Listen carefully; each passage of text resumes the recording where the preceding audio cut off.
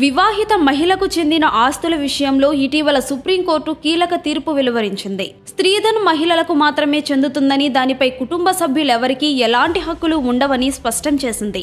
స్త్రీధన్ అంటే మహిళలకు సంబంధించిన ఆస్తి అని అర్థం. చెర, స్థిరాస్తులతో పాటు బంగారం, వెండి వంటి అన్ని రకాల విలువైన ఆభరణాలు, కారు లేదా ఇతర వాహనాలు, గృహోపకరణాలు, ఫర్నిచర్ మొదలైనవన్నీ స్త్రీధన్ కిందకు వస్తాయి.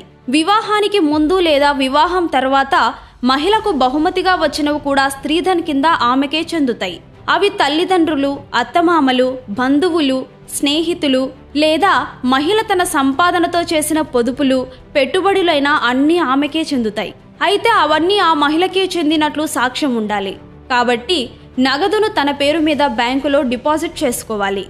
ఆభరణాలు, విలువైన వస్తువులకు సాక్ష్యంగా పెళ్లి ఫోటోలను ఉపయోగించుకోవచ్చు. విలువైన ప్రతి వస్తువుకు బిల్లులు ఆమె పేరు మీద ఉండేలా చూసుకుంటే భవిష్యత్తులో చాలా ఉపయోగపడుతుంది.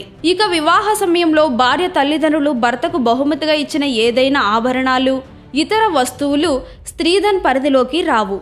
ఇక ఇటీవల ఓ కేసులో స్త్రీధన్ భార్యాభర్తల ఉమ్మడి ఆస్తిగా మారదని, ఆస్తిపై భర్తకు ఎలాంటి హక్కు ఉండదని సుప్రీంకోర్టు స్పష్టం చేసింది. భర్త లేదా అత్తమామలు ఆ ఆస్తిని స్వప్రయోజనాల కోసం లేదా వాళ్ళు చేసిన అప్పులు కట్టడానికి వాడుకోకూడదు.